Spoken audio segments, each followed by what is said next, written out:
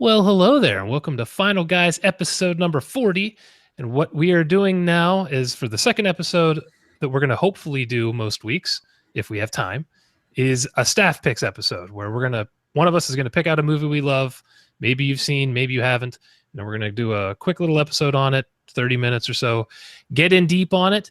And we're going to start doing that right now with Tales from the Crypt, Demon Night, the 1995 cult classic film. I am your host, horror author Jason Brandt. I am joined, as always, by my partner Garth, Jack Campisi, and horror author Hunter Shea. Swing! I don't know why Wayne's World popped in my head right there. My nickname was Wayne back then. It worked out. Really? I had the hair. I looked like Wayne back in the early 90s. It was sad. That's Did you have long blonde hair, Jack? No. Were you? I was more of a Belushi guy than a than a Wayne's World guy. So you didn't have long hair, and you weren't possibly on the autism scale. No, but I was more likely to be like smashing a beer can against my head and singing Louie Louie. There you go. That's my Jack. All right, so this week I got to pick the first movie, and I've been talking about this movie with my mouth open ever since we started doing Final Guys. I went back and watched it, I don't know, 8 months or a year ago, and I just thought it was an absolute blast. So I'm glad we are finally going back to watch Tales from the Crypt Demon Night, like I said, from 1995, directed by Ernest Dickerson and starring Billy Zane, William Sadler, and Jada Pinkett Smith, a very young, very tiny Jada Pinkett Smith. Oh my God, so tiny. So back in the 90s, for those of you who didn't see or didn't have HBO back then, there was a great show, Tales from the Crypt. It was an R-rated Twilight Zone. So, of course, some of the episodes were good, some of the episodes were bad, but they had a lot of big stars. They'd have Tom Hanks directing one. Arnold Schwarzenegger was in an episode. All kinds of crazy stuff, sometimes super gory, sometimes lots of nudity. And I grew up on this stuff. It was my jam when I was a teenager. And when they announced they were going to do a 3-film trilogy, the first one was Demon Night. The second one was Bordello of Blood. I don't know if you guys saw that one. I've seen both in the theater, my friend. Dennis Miller got shot. No. Yeah, saw these. We saw these in the theater when they came out. Just you paid to see Bordello of Blood. Oh, Shawnee from Baywatch was in that movie. Of course, I was going to go see that. I love that movie. Oh man, that thing looked like it was shot for about $1.95. As opposed to this one that was shot for $1.97. $13 million. You left out a major star in your IMDb there, Thomas Haden Church. I totally forgot that was Dick Miller, bigger than all of them combined. And what's the woman's name? She was in the Shield, and she's in a ton of stuff. CC Pounder or CCH Pounder? CCH Pounder. This really does have a big cast. Pounder, I don't even know her. All right, so let's just jump into this. I obviously love it, so I'll get into some of my stuff later. Jack, what did you think going back and rewatching Demon Night? So I saw this in the theater, expecting bar set low. First of all, the other thing you didn't mention about the Tales from the Crypt is the most famous thing from Tales from the Crypt is the Crypt Keeper who hosted it. And if you never watched the show, you're probably familiar with the Come to my house. I own them all. Was that John Kasser, I think, did the voice? Yes. That's a very good John call. Cassia. Yes.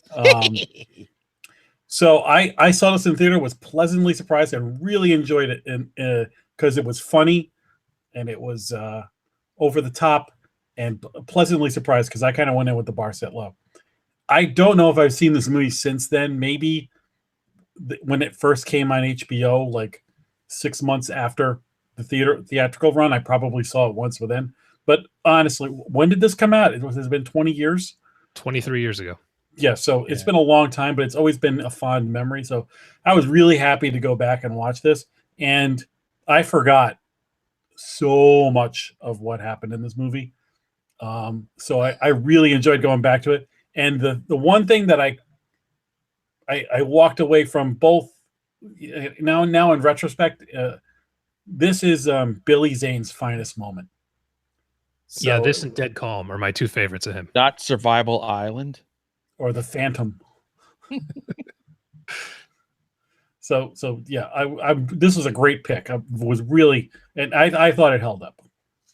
All right, just gonna throw this out there, people. This is a spoiler episode. All our curator's choice episodes are probably going to be spoiler laden. So if you haven't seen it, bow out now. Check it out. Hunter, what you think? If you haven't seen it, go to your local video store and pick it up. I saw this when it came out in theaters, and I loved it at the time. And when you kept talking, you waxed poetic about this. And I'm going, man, I really don't remember this so much because I've watched Tales from the Crypt, the old episodes all the time. And I said, well, all right. I went to Amazon. I think I bought it for rented it for like $3 or something like that. I hate to say it wasn't as good as I remember. It just, the quality of it. So here's the thing. You have this series with great directors and you have every actor. Jack, I know your favorite episode is probably mine when the Landers sisters were both naked, Audrey and Judy Landers. That was the one that I was waiting for as a kid. Was that show on HBO? It was on HBO. Yeah, that was the beauty of it. I had to go to a friend's house to watch it because my father wouldn't. Judy Landers of Vegas. They saw Danny DeVito in half in one episode. That's great. Yeah. Yes. So it looks like a TV show.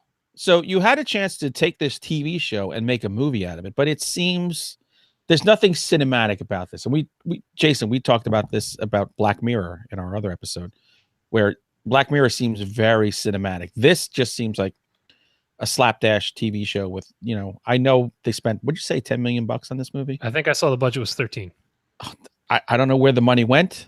The gore movies at the beginning of the movie were cinematic, and Brenda Backy's boobs from Death Spa.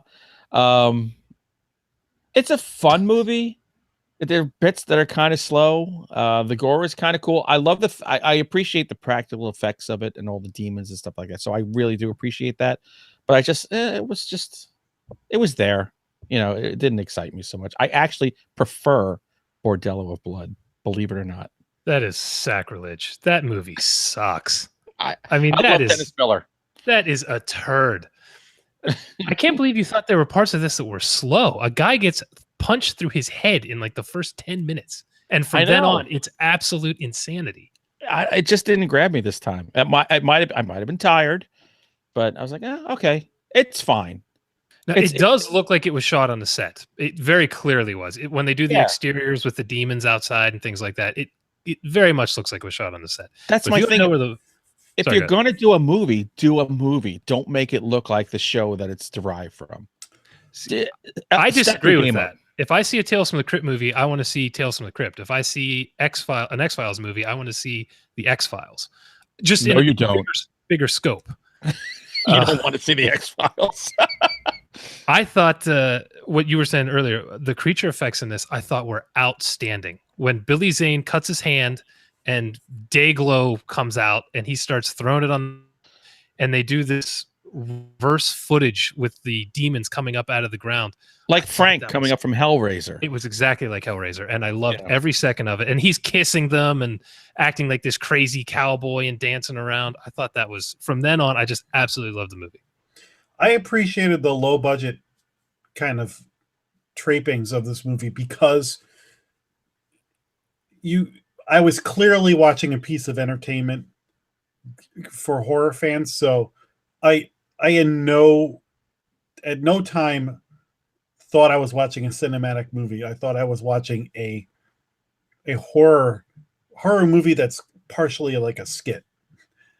Because like when Billy Zane visits Jada Pinkett in sort of that temptation dream thing, and it's clearly a theatrical production with like, a set with the sheets and all that other stuff, and they're telling a story visually, and it's kind of a tongue-in-cheek movie. So I took it from just the entertainment factor, and I think that helped me accept the low budget feel, because I remember going in and the low budget was the number one thing worrying me. I was like, this is just going to be a low budget piece of crap movie, but the humor and the entertainment factor is what carried it for me. Meanwhile, today, if you could spend $13 million, that's more than they put in any Blumhouse movie.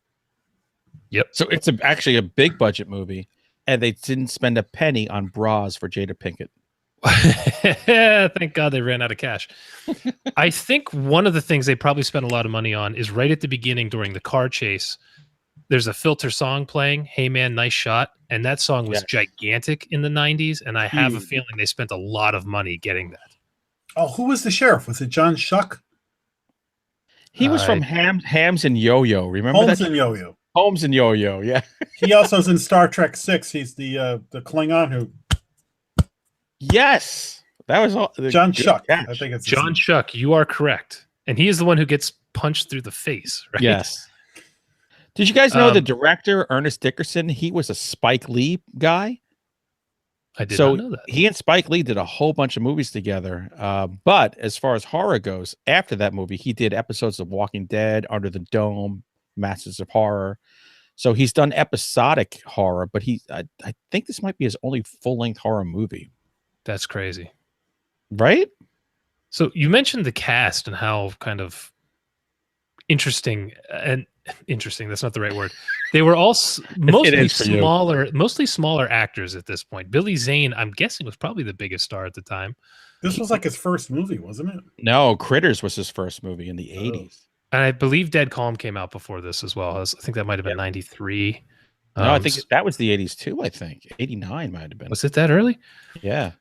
But you have William Sadler, who was in Die Hard 2 before this. So he had been in a bigger film. Mist came much later. But William Sadler's great. He's a horror icon for a lot of things he's done.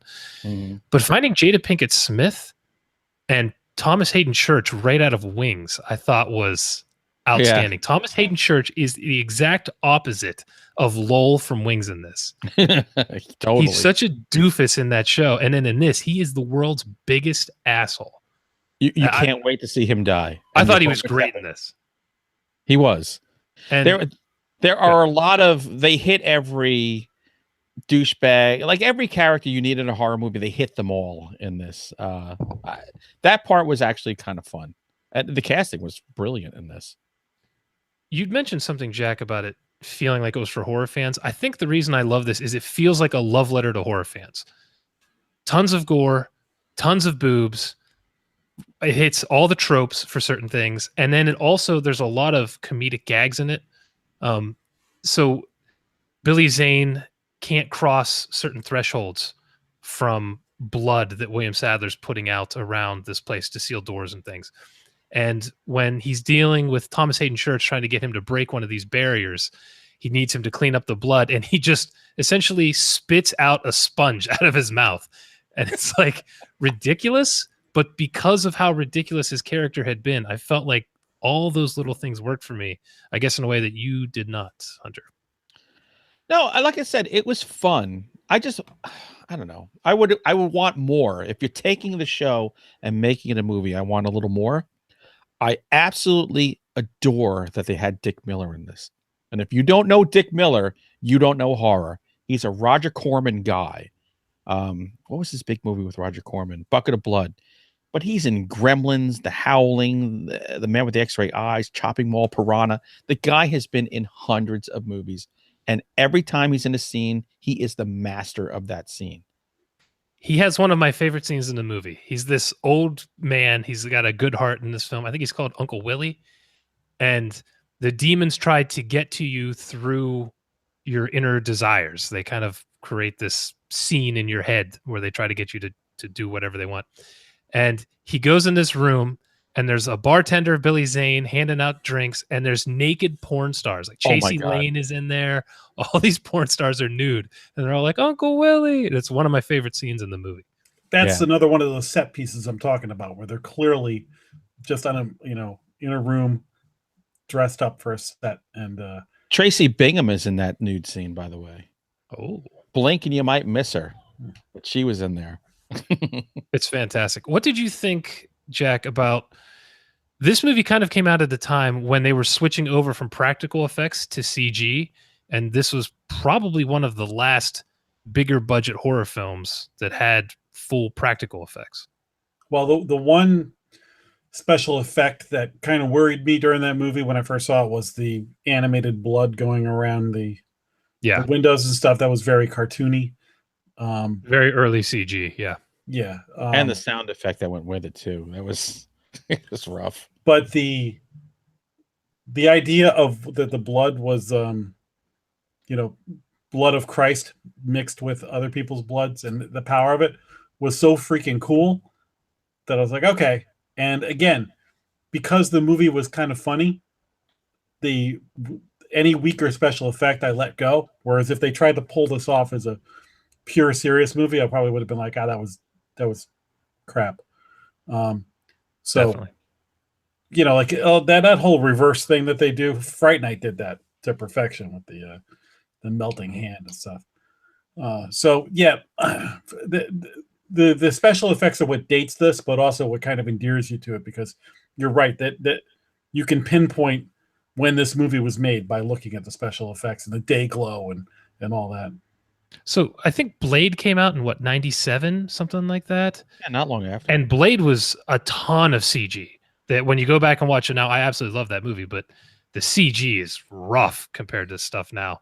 So that was it was really, to me, I feel like it was one of those last bigger movies that came out that almost entirely was practical effects. The great effect in Blade is when they would kill the vampires and they turned to ash. Mm-hmm. Yeah. That was like one of the first great ash. By the way, this movie made $21 million at the box office. Just box office alone, which gave rise to Bordello of Blood, Jason's second favorite.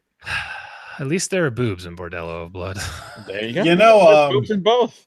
You know what you're leaving out is as far as the cast of this movie, let's not forget John Larroquette is in this movie.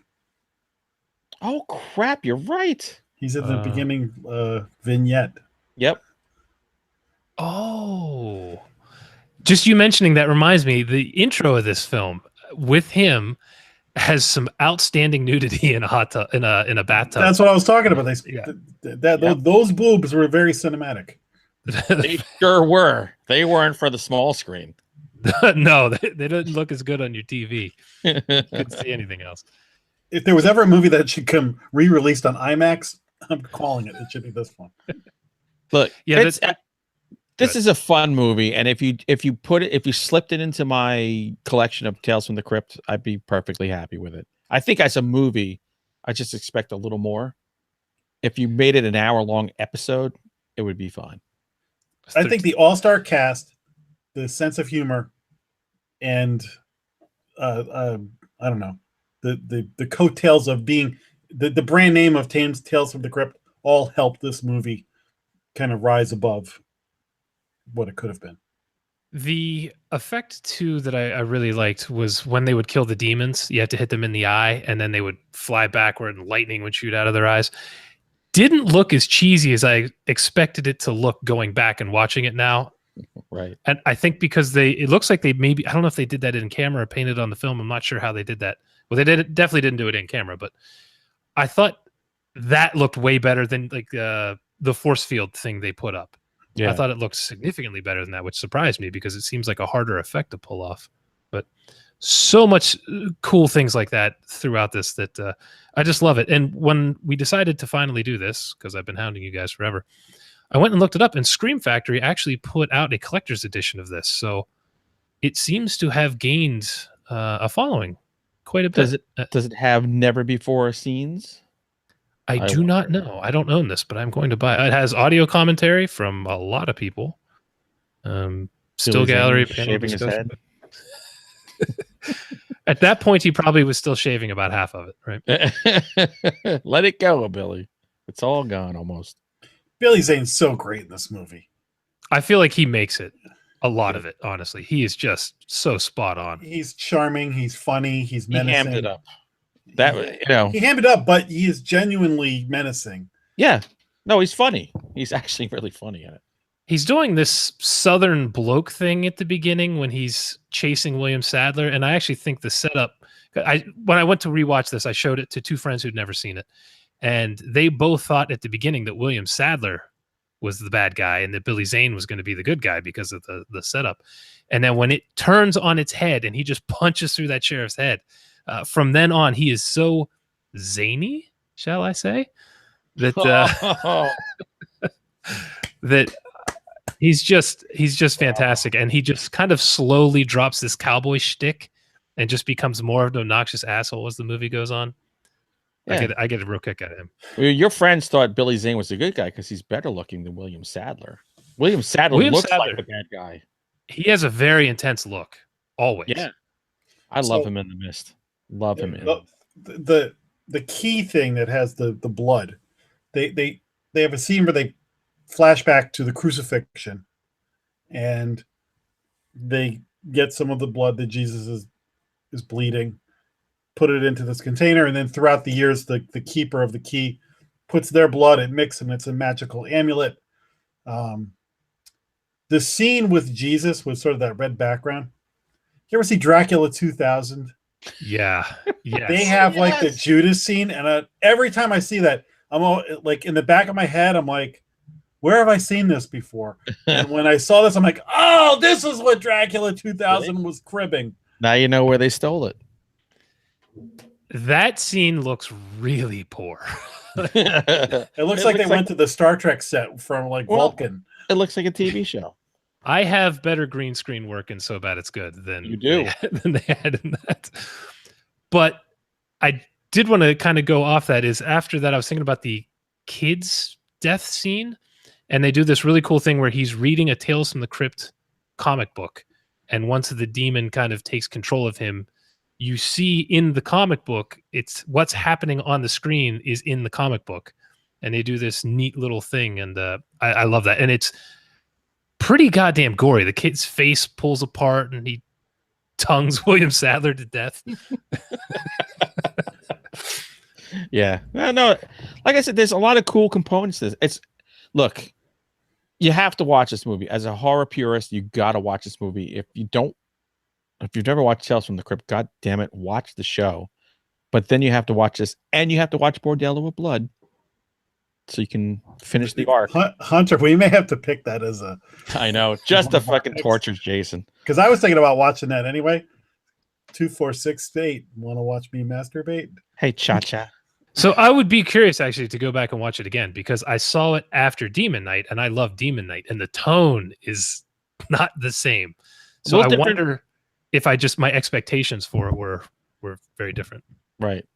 Plus, there's similarities. It's hard to say when you've been drinking for 5 hours in both movies. So there is a flow from one to the other. Is the preacher in that movie the guy who played Jerry Dandridge in Fright Night? Ooh, good question. Bordello Blood, I think it is. Chris Sarandon. I'm not going to look. Yes, I feel like Chris Sarandon is in Bordello of Blood, but I couldn't tell you. So you got Corey Feldman, you got Erica Liniak, what's her name? The redhead, Angie Everhart. Oh, Angie Everhart, Howard Stern's girlfriend. And Dennis Miller. Right. That's all you need. So speaking of Bordello of Blood, I'd mentioned at the beginning that this was supposed to be a trilogy, and it Bordello of Blood just murdered that idea because it bombed so badly.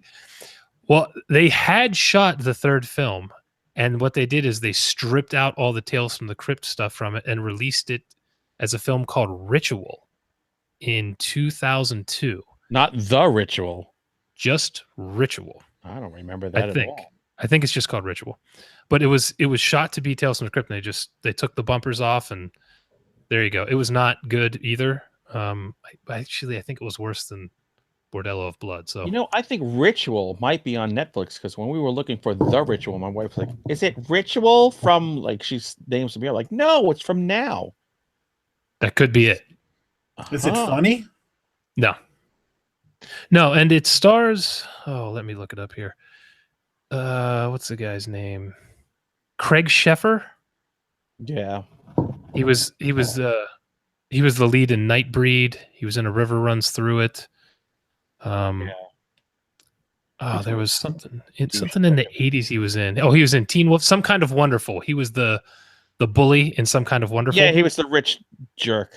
Yeah. So It stars him, and it stars Jennifer Grey post-surgery, so nobody recognized. Oh, the new nose. Recognized her, and Tim Curry was in it as well. Oh, maybe worth watching. So anything else you guys want to add about Tales from the Crypt, Demon Knight? Isn't Jada Pinkett Smith in that movie Set It Off about the bank robber women? You ever see that movie, Queen Latifah? Oh, yes. That's a great movie. Good one. Queen Latifah's death scene in that movie is awesome. Queen Latifah. Yeah, if you're looking for a good Jada Pinkett Smith, she's really annoying in Gotham. She's great in Set It Off. And in this, she spends the last act of the film in just her underwear and a tight white t-shirt. It's great. And that's how Getting Jiggy with it all started. You can see why Big Willie style went for that. It wouldn't surprise me if he saw her in this film and told his agent, I need that number. Yep. Now, let's just remember, when you're going to look for this movie, it's Demon Knight with a K. Demon Knight. Yes. Correct. Not night like the evening. I think King Arthur. Yeah, you might find something you don't like there. Mm-hmm. Gentlemen, anything else you want to add about it? Hunter. Look, I'm not a huge fan of it, but it's all right. It passes the time, and it's part of what you need to watch as a horror fan. So go for it. Jack. This is a great movie to revisit. I wish Shudder had more stuff like this, because these are the kinds of movies that I wouldn't even hesitate. I'm like, oh, Demon Knight. Because there's a lot of movies like this that I'll go and look, and it's like, oh, you got to rent it for $3 or $4, and that's not the end of the world. But if I'm going to subscribe to something like an Amazon Prime or a Shudder, I wish more jewels like this that I enjoyed 20 years ago that I could go back. So this was a great pick for something like this, where we're going to go back and look at something and with fresh eyes. So thumbs up. When you're not watching Disneyland. Oh, it's a throwback. You got to watch every episode to know what we're talking about. All right, final guys, sex cultists. We are done for this week with the curation. What are we calling a staff picks episode? Staff picks, staff infection. Here We will be back next Tuesday with your regularly scheduled full hour-long episode where we are covering Tragedy Girls. Is that right? That's Tragedy true. Girls. Yep. And we will let you know about future staff picks episodes as they come out. We're still trying to figure out how to get through this. But as always, if you can give us a review on iTunes or a thumbs up on YouTube or anything, we always appreciate it. And we will see you guys next week. Bye, suckers. See ya.